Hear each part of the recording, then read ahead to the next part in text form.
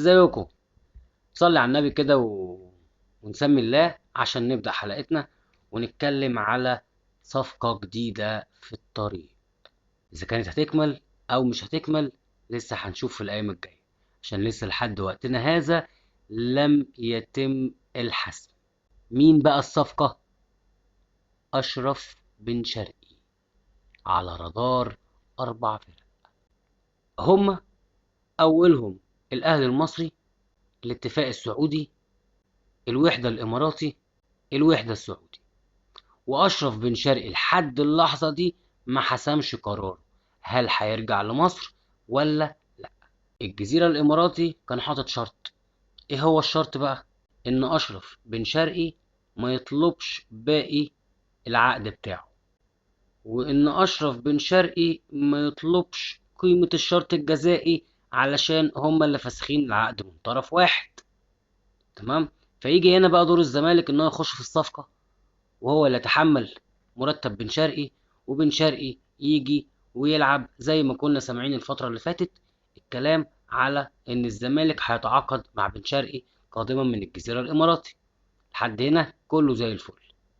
نيجي بقى لرغبة اشرف بن شرقي اللي وصلها للمقربين منه ولبعض المصادر كده الحلوة. تمام. ان هو مش عايز يجي اصلا القاهرة تاني ولا يلعب في مصر. طب يا اشرف يهديك يرضيك، طب ده الزملكاويه بيغنوا لك يا بن قلبي مش عارف ايه، يا اشرف تعالى يا اشرف روح، مفيش اشرف لحد ما دخل الاهلي في الموضوع. فبعد ما الاهلي دخل في المفاوضات مع اشرف بن شرقي، الاهلي كان ليه شرط واحد.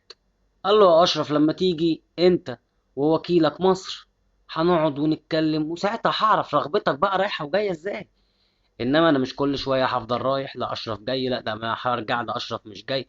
فانت لما تيجي القاهره كده ساعتها هيكون في جديه في الكلام، وهنقول ان اشرف خلاص المفاوضات بتقرب، وبنبتدي نتفق على الماليات وبنبتدي نشوف الكلام ده كله.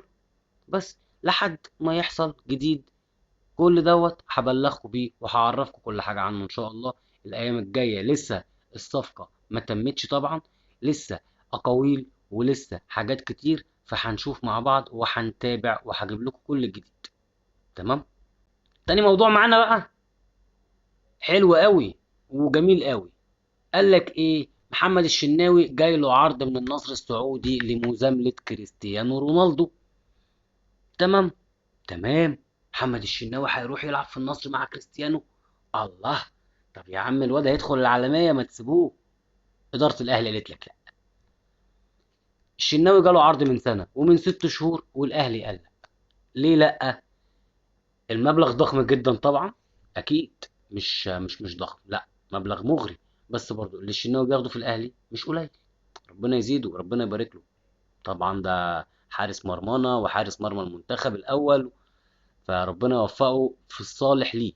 فإدارة الأهلي قالت للشناوي يا شنو أنت مش هتمشي غير لما نلاقي لك بديل ويكون حارس دولي وقريب لإمكانياتك. طبعا مع الاحترام لمصطفى شوبير وحمزة علاء وعلي لطفي وكل الكلام ده. طبعا الحراس بتوعنا على عينينا وعلى راسنا وبنحبهم وبندعمهم وكل حاجة، بس لازم يبقى في حارس يقدر يشيل الأهلي في الأوقات الصعبة. طبعا شفنا مصطفى شوبير في نهائي افريقيا ماتش الذهاب، وشفنا هو ادى ازاي وكل حاجة، لكن برضو محتاجين خبرة اكبر. فعشان كده هنا الاهلي قال له لا يا شنو انت مكمل معانا. محمد الشناوي ما اعترضش، ما عملش مشاكل، ما ابداش اي حاجة غير موافقته لإدارة الأهلي. ليه؟ علشان الأول وفي الآخر مصلحة الأهلي، والأهلي فوق الجميع. تمام؟ زي ما كابتن صالح قالها، وهي دي المبادئ. تمام؟ وهقول لكم بس كلمة صغننة كده في النص عن موضوع إمام عاشور، علشان كل الناس بتتكلم وبتقول لك ما انت كنت قلت ان انت مش هتشجع لو الامام عاشور جه، وهتتخنق من الاداره وتقعد تقول للاداره ومش الاداره والكلام ده كله. اه انا قلت كده، وانا متضايق جدا برضو من الصفقه. بس زي ما كابتن صالح قالها الاهلي فوق الجميع، يعني فوق اي حاجه. وبعدين اللعيب الفيديوهات اللي انتوا ماسكينها على الخطيب وعلى سيد عبد الحفيظ اللي هم بيقولوا لك لو لعيب عمل وسوى، لا كان بيقول لك لو لعيب عندي جه وشتم ولا رفع الجزمه ولا عمل اي حاجه لجمهوره ملوش مكان عندي. واظن شفت رمضان صبحي ايه اللي حصل معاه، وهو لا رفع جزمه ولا تف ولا عمل زي اخواننا البعده وزي الاسطوره وزي. ودي برضو حاجات ممكن نفرد فيها حلقات كتير. تمام. نيجي لتالت موضوع. في نادي يوناني اسمه باكاسانيانوس اليوناني ولا حاجه غريبه كده يعني. المهم ان هو طالب طالب ضم زيزو وفتوح. قال لك الكباري في الدنمارك بقت عجيبة، خلاص اتهرشت، لا لما نروح لهم ايه اليونان. ما هي اوروبا واسعة بقى يا جدعان، فعادي نروح نشوف في اليونان إيه الكلام.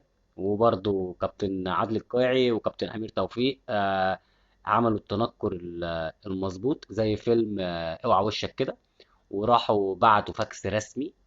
ده الكلام برضو يعني ايه، من باب الدعابة ومن باب يعني بفكر كأني زملكاوي بصراحة، مع ان الحمد لله والشكر لله كل الناس عارفة انتمائي. تمام. فجه الفاكس لنادي الزمالك بيطلب ضم فتوح وزيزو في الانتقالات الجاية.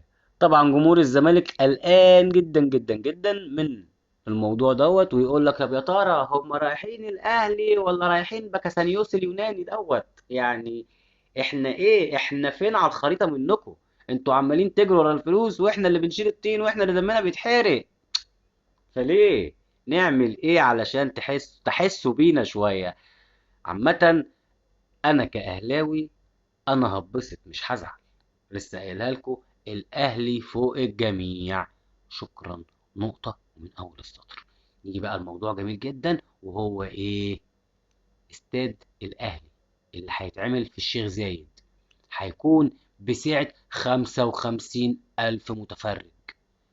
يعني الأهلي بيعمل صرح عالمي أسطوري زي اللي بنشوفه في أسبانيا إنجلترا في كل الحتت الجامدة دي.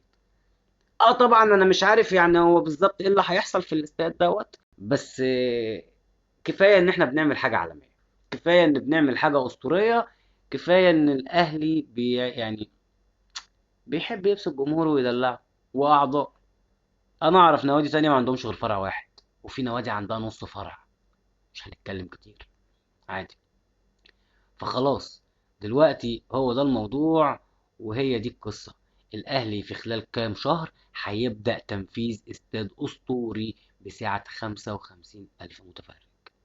نتمنى إن شاء الله القادم أحسن، ونتمنى نشوف فرقنا المصرية بتنافس مع الأهلي علشان نشوف شكل وقوام للمنتخب، علشان نعرف بعد كده ننافس على أي بطولة خارجية. ده بقى كلام للمنتخب. تمام. اذا كان بقى افريقيا، اذا كان كاس عالم، اذا كان انا واحد عندي 33 سنه يا مؤمن ما شفتش مصر في كاس العالم غير مره واحده في 2018. نفسي اشوف منتخب بلدي بيشارك وبيوصل لادوار. نفسي احس بدوت يعني. هي الدول اللي بتوصل ديت هي احسن مننا في ايه؟ عندهم اتحادات كوره احسن مننا، عندهم مسؤولين احسن مننا. احنا عندنا كل حاجه، بس نبطل شغل السبوبه من الاخر، بدون كسوف بقى وبدون مجاملات. اتحاد السبوبه شكرا لازم يخلص. فكر المصلحة لازم يخلص. لازم نبص شوية لمنتخبنا، لازم نبص شوية لفرقنا، نشوف ايه الصالح لينا ونعمله علشان نرتقي بالكرة المصرية. ما يتقالش الكرة المصرية مش عارف عاملة ازاي.